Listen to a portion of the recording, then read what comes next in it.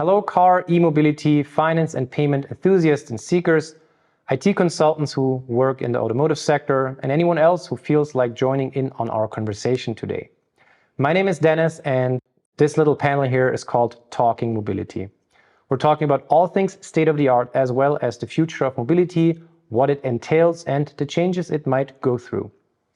Quite rightly, we gathered here in the Yonkers Lounge 52 in the Motor World Böblingen, close to Stuttgart, or as some people call it, Benztown or Porsche City. Sitting with me are my co-producer and colleague Ran Ding and our first talk show guest, mobility and payment specialist Mareile Eckart. Mareile, it's a pleasure to have you here. Quick note up front, links to some of the topics and themes discussed today, as well as the links to our LinkedIn profiles and as well as some chapter markers can be found in the video descriptions. You can use the chapter markers I just mentioned to jump into certain sections of the conversation. A warm welcome from my side as well, Mareile. And I'm Ranjing, and today we're very happy to have our first guest, Mareile, with us. Welcome. And Mareile has been over 7 years with MM1 Consulting, a Valentic company, and has been through amazing journey through this over 7 years, from the senior consultant and now to the partner for MM1 company. And Mareile is also an expert in the innovation process and the development of payment product as well, right? And she has experience working with multiple financial players, major financial players, I have to add, and also many big major OEMs as well, which made her like a perfect guest for our show today to implement the payment innovations in the e-mobility sectors. As Dennis has mentioned earlier, this would fit perfectly to our show today, the Talking Mobility, because we do not want to focus on the vehicles or cars, but also everything that in the scope and expand the scope of the thing. So again, a warm welcome from my side, Mareile. Before we get into the weeds of some of the questions and the topic today, Mareile, do you want to give us a small introduction of yourself and maybe your background information on the e-mobility and payments? First of all, thank you very much for the invitation. It's great to be here at Motor World with you. About me, I have a background in financial services, in particular in payments. I'm active in that field for over 10 years now. I've worked with different payment, banking, insurance, and automotive clients, always at the intersection of mobility and payments, combining the two worlds. To give you a rough idea about my projects, at the moment we are, for example, helping payment and automotive clients in introducing payment or invoicing solutions, or on the other hand, we're also helping them to make better use of their data, for example, to use the shopping and payment data that they have for cross and upselling reasons. Well, sounds very cool. Thank you very much for the short introduction of yourself and also some insight already for the project experience you have. And Dennis, today we want to talk about payments innovations in e-mobility, and you wanted to give us a brief introductions on the topic as well, right? Yeah, I think it's important when we're having the topic of payment innovations in e-mobility to distinguish a couple of things, like make sure what it is, what is not. First of all, I want to distinguish between e-mobility and mobility. Might be obvious, but again, like e-mobility refers to any means of transportation, vehicles that that are powered by electricity instead of fossil fuels. That might include cars, bikes, like buses, scooters, all of these kind of things. And then e-mobility is a subset of mobility. Sounds more obvious, but you want to definitely distinguish these two. And then also the distinction between payment innovations and payment. So when we're talking about payment innovations, and you mentioned a little bit of that in your introduction already, we're talking about new technologies which changes the processes or like the business models and improve the way payments are made, or like processed, or like how someone a payment, receives it. And these innovations often aim to make payments more convenient for the user, more efficient, in the best way, hopefully also quite secure, cost effective for businesses as well as the consumer. So that's when we talk about payment innovations. And in pure payment, on the other hand, that refers more on the classic act of transferring money from a person to an entity. There's no new technology which is underlying, so there's no innovation in that. That could be, a payment through cash or, credit card or classic bank transfer. Or Bitcoins. That's a good entry point, actually, but it brings me to my first question. when we're talking about these underlying new technologies, I brought some examples, and maybe you can add on if I miss something. But when we're talking about these payment innovations, some of the technologies we might know, it's digital wallets. That could be Apple Pay, Google Wallet, Samsung Pay. I think most people know about these. Then we're talking about contactless payment in general. That could be with your phone, with your smartwatch, and it's mostly based on near-field chips, NFCs. Then P2P payments, peer-to-peer, that's not definitely like new, but it's, becoming more common. And Venmo, Zelle, PayPal, they're developing also fast, rapidly. You mentioned that. Payments in cryptocurrencies, so Bitcoin is the most, well-known, Ethereum, Litecoin, all of these, which, bypasses the classic traditional financial institutions. And biometric payments, so you authenticate yourself throughout your fingerprint or face recognition, stuff like that.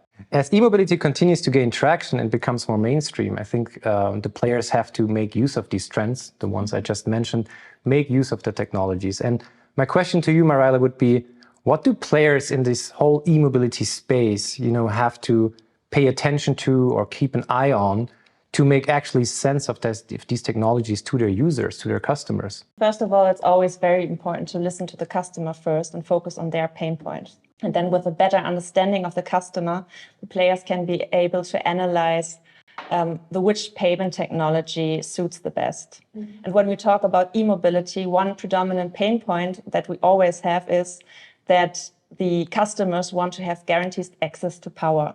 They really want to make sure that the car has enough power to complete the journey.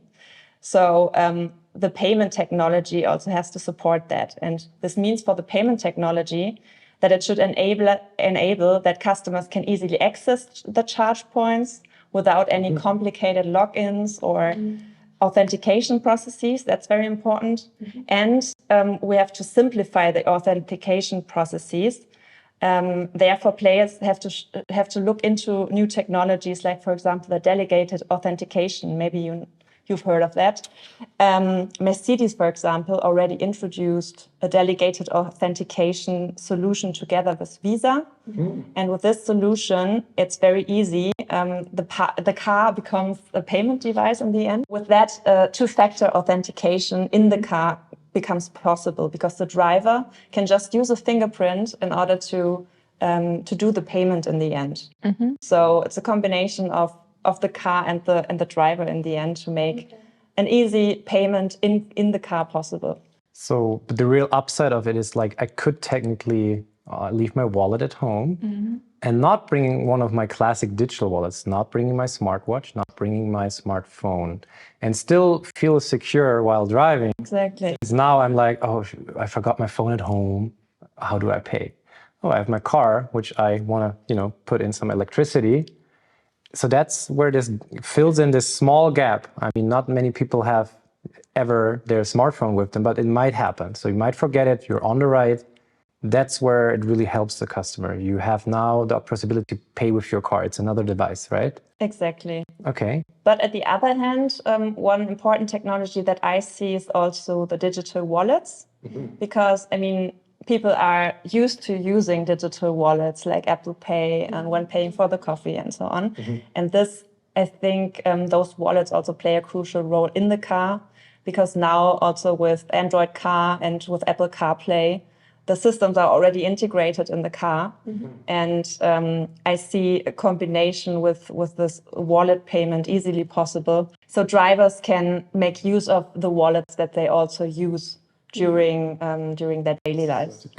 Takes less. So for Apple CarPlay, for example, at least for now, you definitely need your smartphone with you in the car. So that would not be the gap we talked in earlier. But if you have that with you, you don't have to take the phone out of wherever position it might be in your luxury car, example-wise. And you go, like, you do your charging process. Maybe you don't want to even leave the car. Some people want to take a walk, etc. But maybe you want to just watch a movie or anything. Includes the digital wallet. In this case, we're talking about Apple Pay. It could be any other solution. It's just filling another small gap of where I don't have to take my phone out and pay with that digital wallet because it's included in the car. Exactly, and Apple Pay already has your data. They have the preferred payment method underlying. So I was actually curious. I was curious to know how does that integrate? Is that like, because the example you just gave with the Mercedes Pay, it is like kind of you have already a bundling credit card with Visa, and then you just need to combine your biometric info on that. So Apple Pay works exactly the same way, or how does that work? Or do you need to open up a specific app in the car to make sure the transfer goes through? I think at the moment you still have to open the Apple Pay app at the phone, but the next step might be that it's integrated also in the car entertainment system. But there's one point where, you know, right now you have Apple CarPlay as an example. I think it could be the same with Android Auto from Google. But I think you need the connection and where they have to kind of work together, because right now Apple CarPlay is pretty much a layer on top, and they're able to do certain apps which are like technically just mirroring whatever you have on your smartphone screen to the big screens on kind of the car. There's some entrancy to that. But in terms of payment, even if Apple would like give you the opportunity to like open the wallet app in CarPlay, still there's not the real connection of the actual payment process towards the charging column, or depending on what brand you have and where you have to charge and that all. I think that's exactly an interesting point, because this difference of if that's one factor or two factors in this payment involved. And of course that we're talking about backend, how they're integrating and handling everything. But of course, as you mentioned in the beginning, it's really important to make sure that the user journey is really as simple, as seamless as it could be. So yeah, I think that's a really important point. And also the integration to the infrastructure. Like if only one charging station in my city is supporting that, I also are not that motivated in using my Apple Pay or so. Yeah, I think like I have come up with a very good example, because we're talking about payments and mobility now. I was recently in London, and I was really asking after I landed there, I was like, how can I get like a train tickets to go to the city?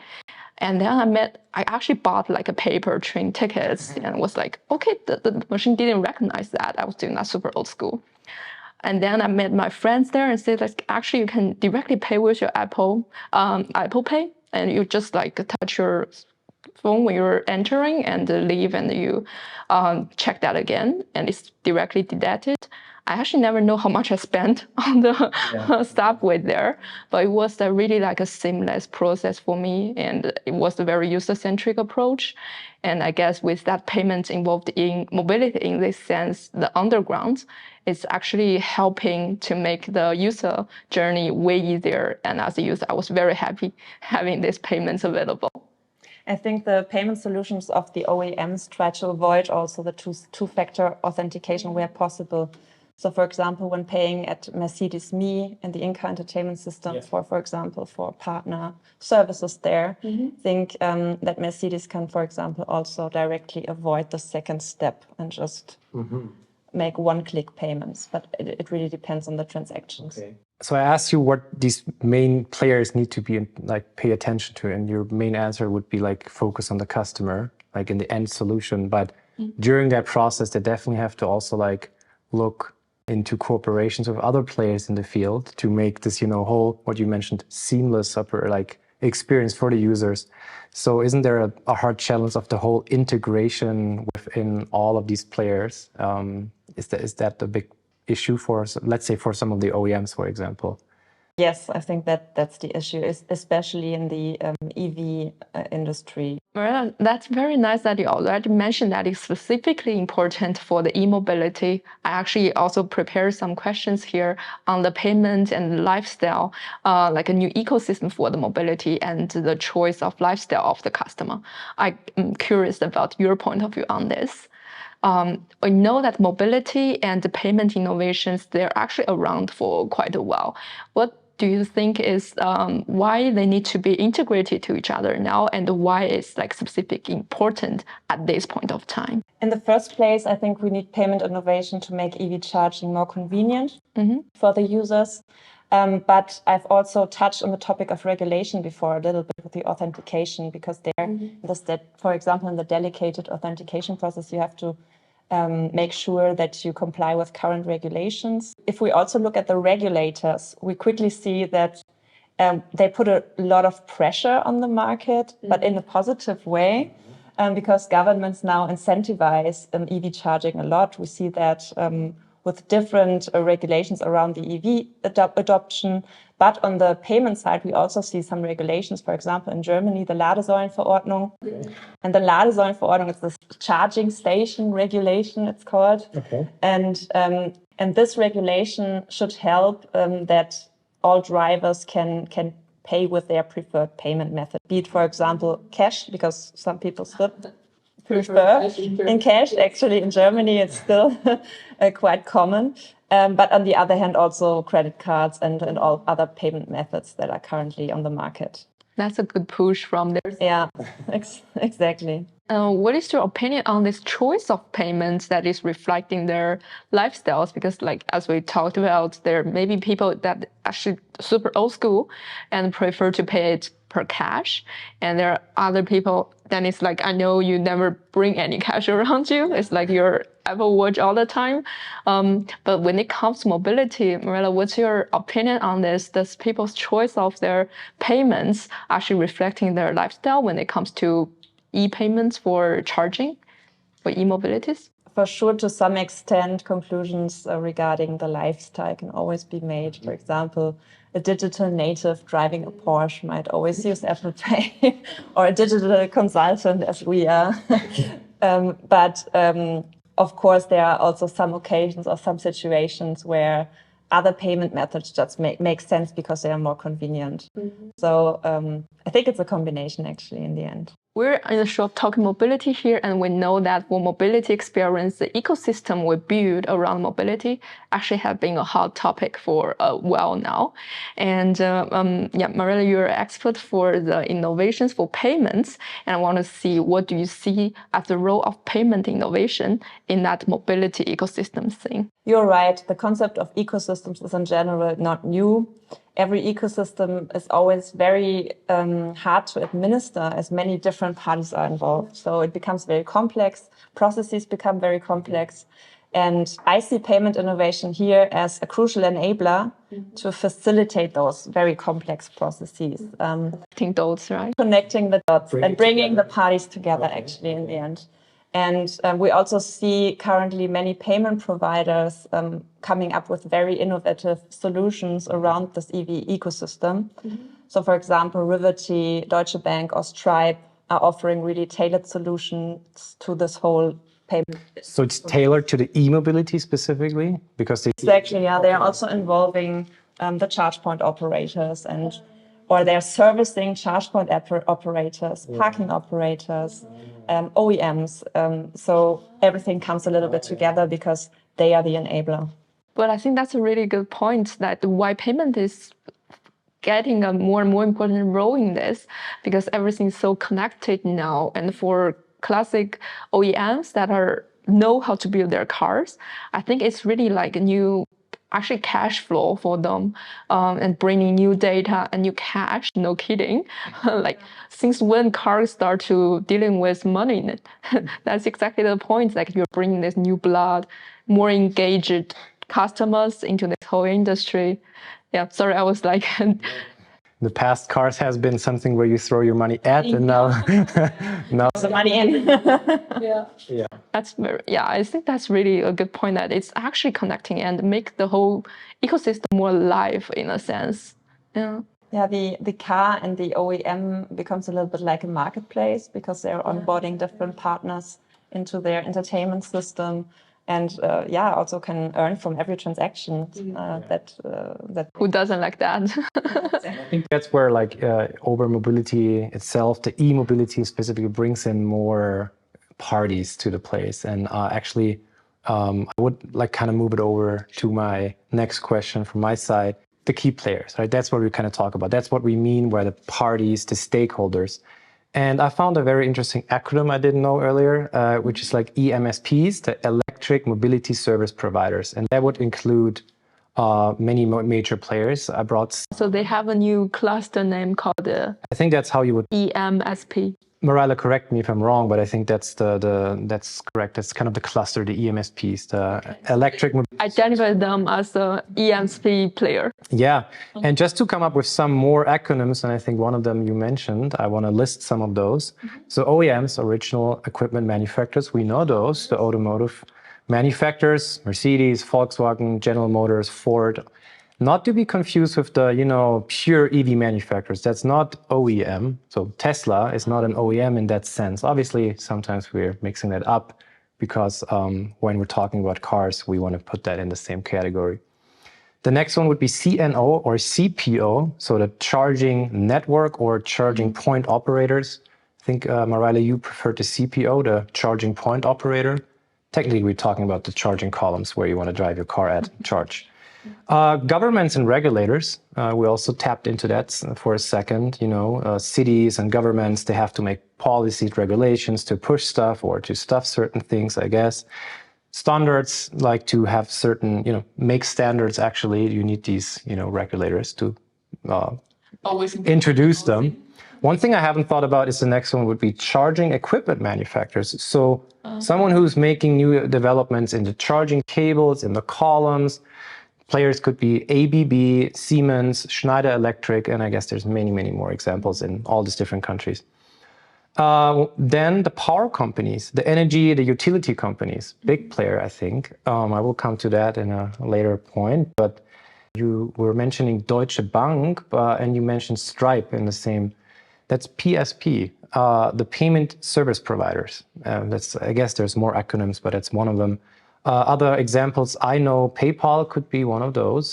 Stripe, we said. SumUp, that's what we actually used early when we paid at the restaurant we had our lunch at.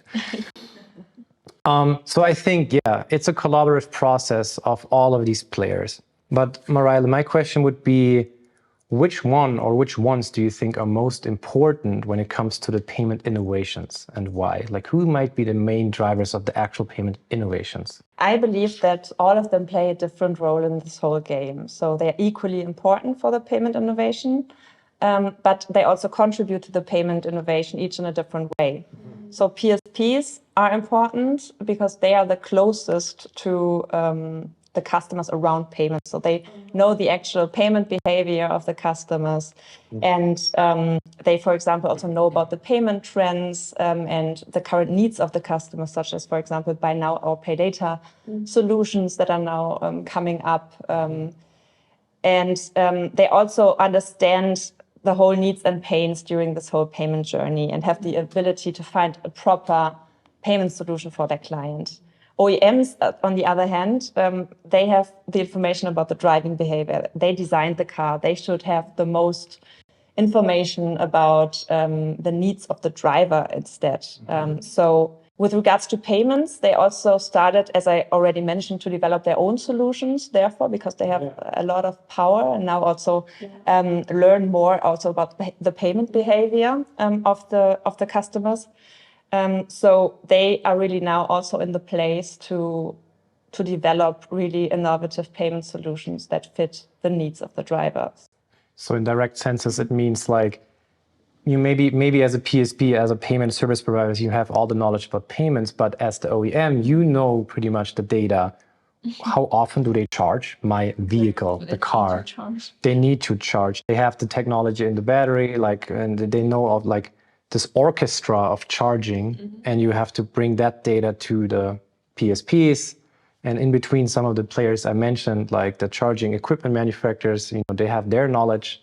I don't know if they have chips in the charging cables which record data, how much currents go in between. So they have a lot of data they can leverage on, I guess. That's what you mentioned. So you mentioned your answer has been equal. All of them kind of have their game into payment innovation. But if you want to put one on the top, I heard PSPs, I guess, because they're in terms of... Yeah, the PSPs are in a very nice position because they really, as they have charge point operators sometimes as their clients or OEMs and so on, they could leverage data from different clients, so from different players.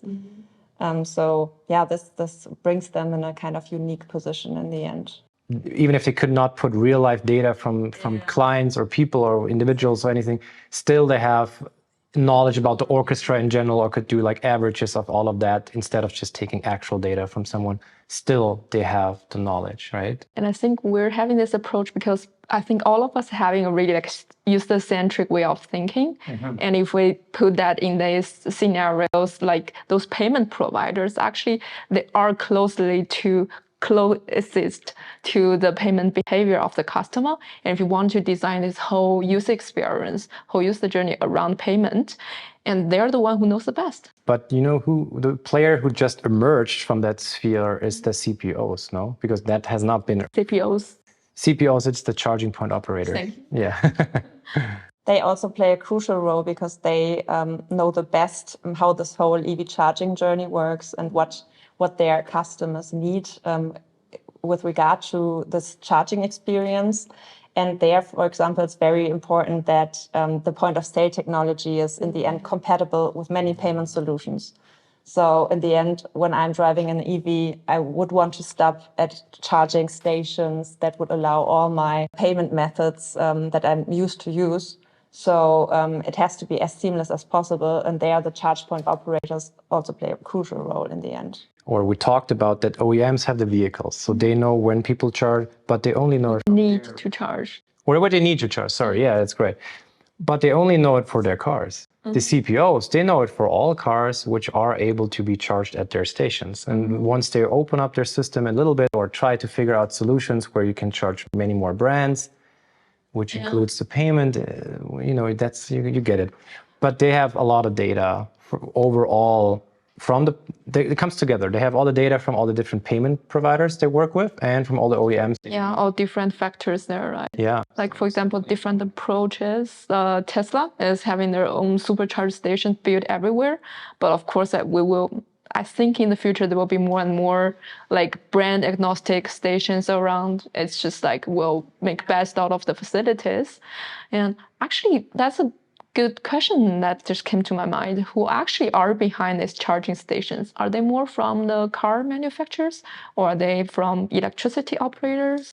Utility companies, municipalities sometimes also offer their own solutions. Then the OEMs, as you said, Tesla and so on, they have their own, even Porsche, I think, has their own ecosystem. I think both sides filling the gap. The manufacturers are becoming CPOs as well.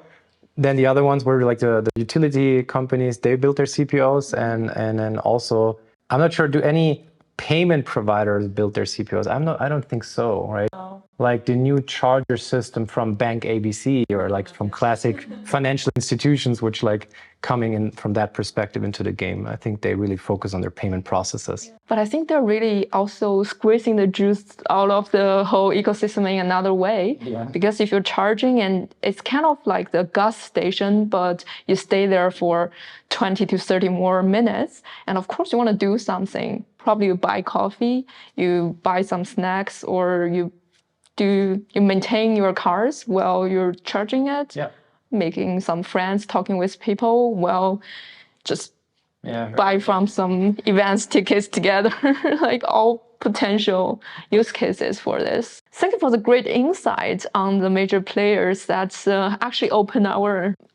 at least opened my mind a little bit on how to see this whole thing and how they are interacting with each other.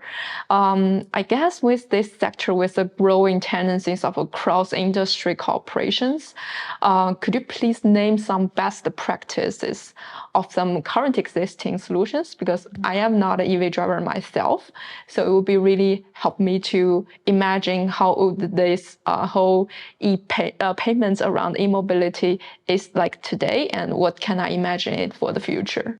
So I've already mentioned Mercedes. I can mention them again also with regards to the EV industry, because they are also very strong in the charging sphere, as they have, for example, launched together with IONITY now a global high-power charging network with more than 1 million charge points, I think, spread over the world. So they're gonna build this, or it's already? It's already live. They have 1 million already? At least on the website they say. They say already, okay. 23, it's live. So yeah.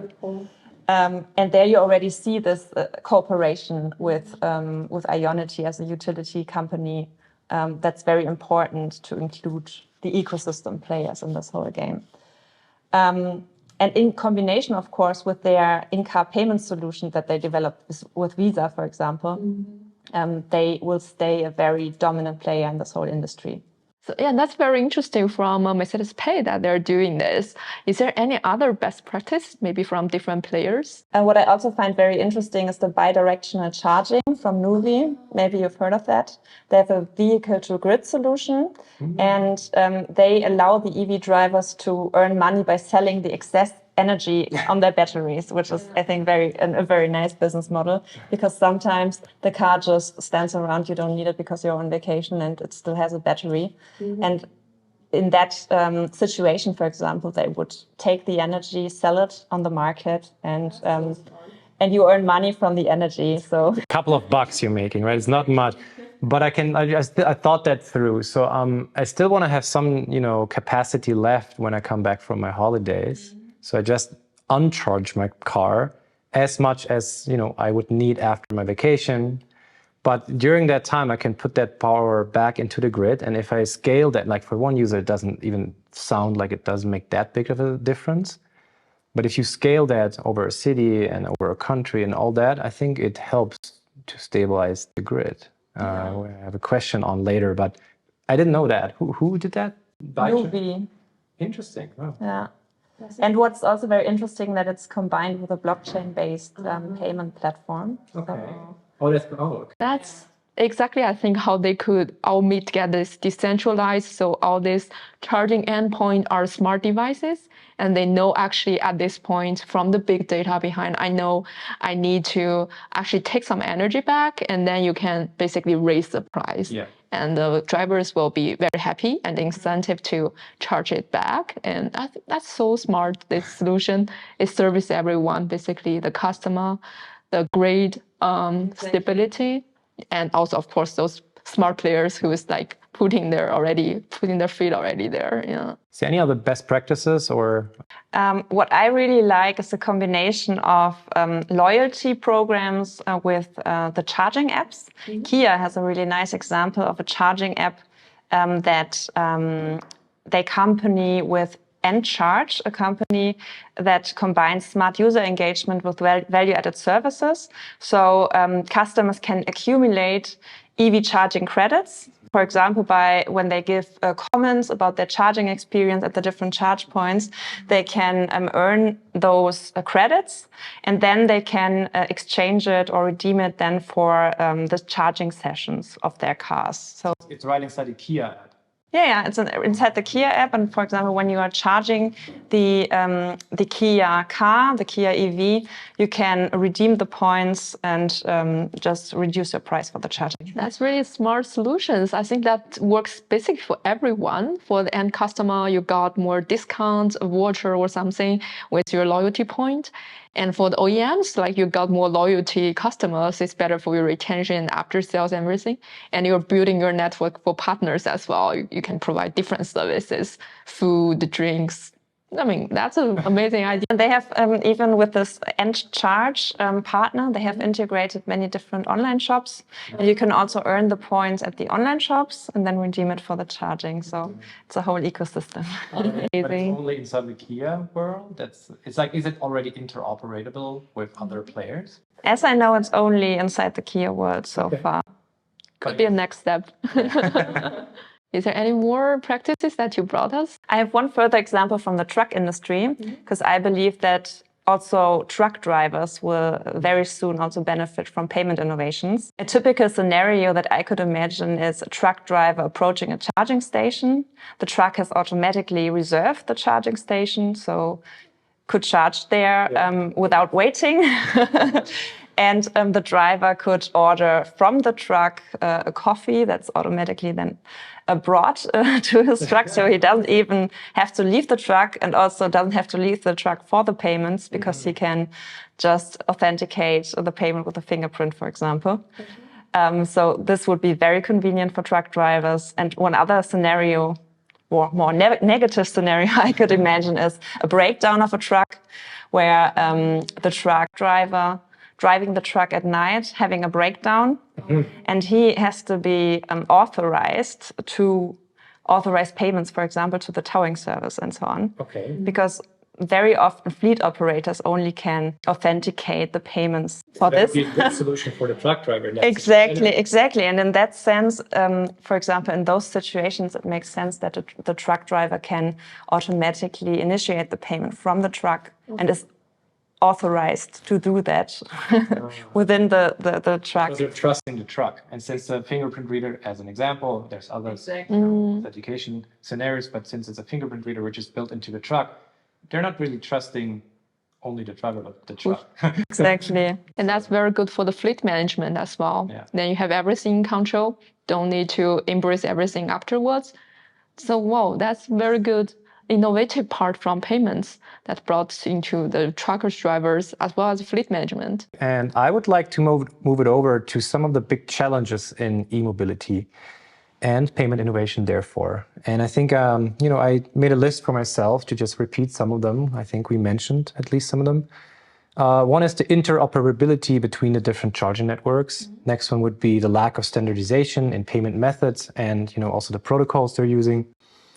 The cost and pricing transparency for users and end customers. I think a major challenge is in general for all the key players we talked about and everything is the security and privacy concerns from all different sides. The integration of these payment systems within the vehicles, within the charging points and all of that. And very general, the challenges of regulatory and compliance, right? But one thing that really caught my eye is one of the biggest challenges in terms of the expanding e-mobility nowadays altogether. And in terms of the infrastructure that has to grow while this whole market grows at the same time. In concrete terms, I think that means that one of the most important strategic goals for the public utilities, for the power companies, is to keep the grid stable. And my question, Mareile, would be, how can the solution to these problems lie in payment solutions, payment innovations? Payment innovation can definitely help to address the issue, but it's certainly not the solution to all of the problems. What comes to my mind as one possible area where payment solutions could help is in combination with smart meters. Maybe you know smart meters. They are devices that track and provide detailed information on the energy consumption. And this information can also be used by the payment solutions to provide dynamic prices, for example. That means, for example, that we have the functionality to offer discounts at low peak hours. And with the incentive, we could also be able to lower the demand on high peak seasons. So this would help in the end to increase the grid stability in the end. What is about these smart meters? Like, where are they? Like, are they at the charging points, or where are they located, physically? Where are they built in? There are smart meters, for example, for the heatings in the houses, but they are also now built in the EVs.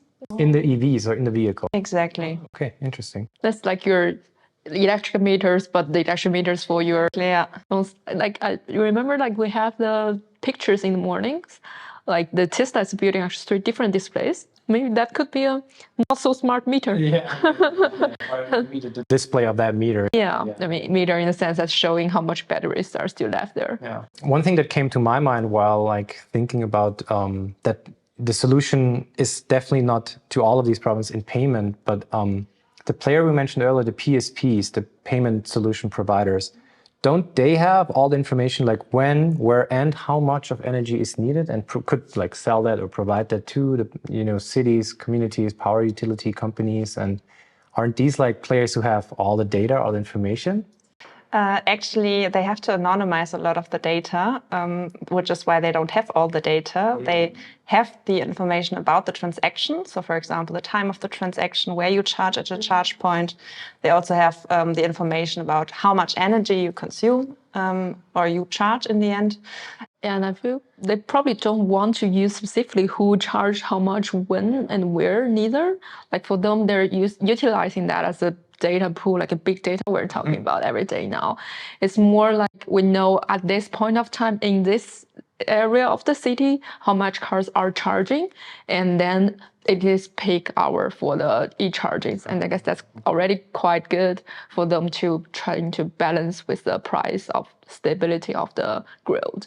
But there definitely connects to the payment solution, right? That's definitely an interesting factor what I haven't thought about, and where this has not been an issue with combustion engine cars. And now in the whole sphere of e-mobility, it's interesting how payment is such an important role and comes back to one of the major problems, one of maybe it's a discussable, which is the biggest problem, but I do think in terms of like we want to expand e-mobility altogether, the grid is one thing which I hear over and over. So far we have been talking about payments innovations for e-mobility in general terms.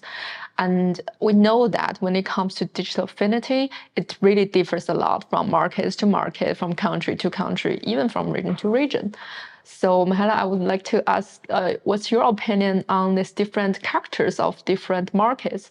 For example, the European markets and American markets and maybe Asian market. Are there different custom behavior and characters of each market when it comes to payments e-mobility? The payment behavior definitely differs across all those regions. For example, in the Western world, in Europe, EV drivers prefer to pay cashless and contactless with payment methods like wallets or credit cards. Also, North America is pretty similar. They're also very card-driven and mobile wallet-driven. And Asia is quite special, especially China, because there you have the mobile payment platforms like Alipay and WeChat Pay are predominant, as well as QR code-based payments sometimes. Yeah. What I find very interesting is that subscription is on the rise a lot, also in the EV industry, because there are, for example, now new players like Lync&Co who are offering car subscriptions there. And I like really the idea of also integrating later into those car subscription packages and also the charging services, because that might be very convenient for the users to not only have the insurance, the car, the tax, etc. included, but also then the charging services. That's very inspiring for me to hear that. I mean, I'm not the biggest fan for issuing an insurance paper or everything, and probably that's also one of the reasons I'm still not thinking buying a car for myself. But if that's an option out there, and I do not have to do payments for my insurances, for my car, and for my charging, it's just packaged and I pay one time per month.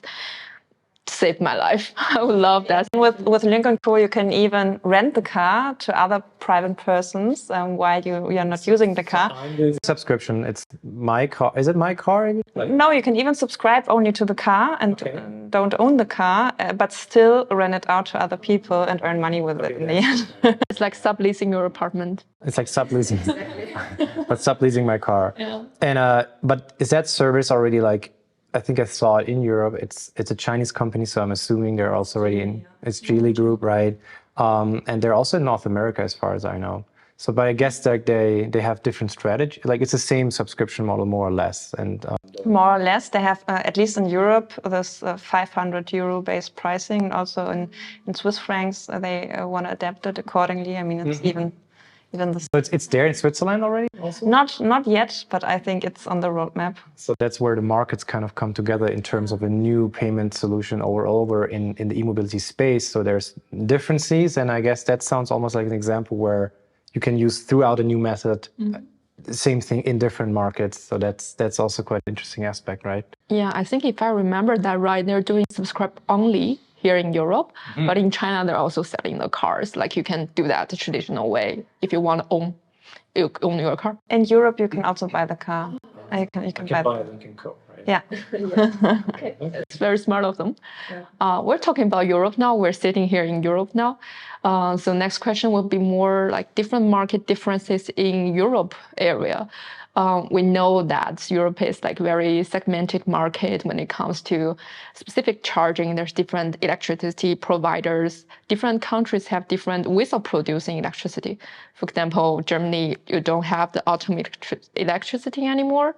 And probably some people who really into green energy and they believe that's only why e-vehicles are more greener, they probably wouldn't like to use some energy produced by burning the coals. And there's very different preference when it comes to like payments for the electricity, I would imagine, and also different currencies, right? Like if you're in Switzerland, you have different currency. UK, not part of EU now, but another different currencies. So do you think there will be like a standard solutions for payments, for settlements integrations in the future of e-mobility in Europe? I agree that the European market is very segmented due to many facts. For example, in public transport, you see that every municipality has their own solution and so on. So Europe is quite special. And I don't think that there will be one solution that will dominate the market as simply as it would just take too much time to roll out one solution to the whole world and to create all the charge points. I don't believe in that. And it might be also regulated by governments. Exactly. And I believe that the key to this whole thing is interoperability, so that you can charge in the end maybe also at Tesla stations with your Porsche car and so on. So yeah, I think that there the solution lies in this. And they would just have to come up with certain, you know, like Tesla would like have, at some point they would have some deal with Porsche.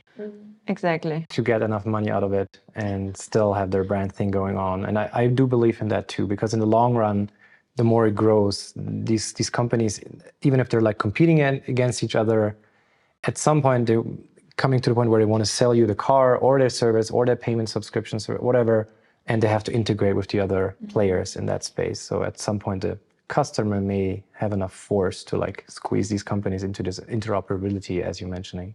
Maybe they would first integrate with utility companies, as they already do, as I mentioned, Mercedes with IONITY. Yeah. I think that would be the first step, but maybe then the OEMs might also work together. Hopefully they will. And I think in the end, for the end customer who are using it, what they care is like if I can just charge wherever. If they're from one single providers or some different providers kind of collaborating with interoperability ways, that's their backend solutions. As customer, I do not have to. I best don't have that hassles in my world. Exactly. So in the end, as a customer, I can drive across Europe, maybe with the one single solution I have. I am happy. I think that's going to be possible to have that trip, like with one solution throughout Europe, as you mentioned, as a segmented market? I think we're already on a good way to finally provide that experience to the driver, because as I mentioned, PSPs, charge point operators and OEMs already work closely together, and they will even work more closely together in the future. So I think at one time in the future, in one day, it will be possible to really enjoy a European trip with your EV. That's actually a very nice perspective for the future. And unfortunately, that will bring us already to the end of our show today. We do not running a little bit out of time here. But before the real closing, I would love to ask you another question that is related to our show. Of course, you can answer the question with your background with payments. The question is, what are your 3 keywords for the future of mobility? My 3 keywords for the future of mobility will be sustainability. Yes. It will be interoperability, as the players have to work more closely together. And it will be convenience for the user, because this working together of the different players enables, in the end, the convenience. That's a very good summary for what we have to talk about today. Yeah, definitely. Yes. Thank you so much, Mareile. Thank you for joining us today. Yeah, many thanks from me also, Mareile. It has been a pleasure, and many thanks to you, Ron. Yeah, also thank you very much from my side. It has been so much fun. Thank you for having me. It's our pleasure.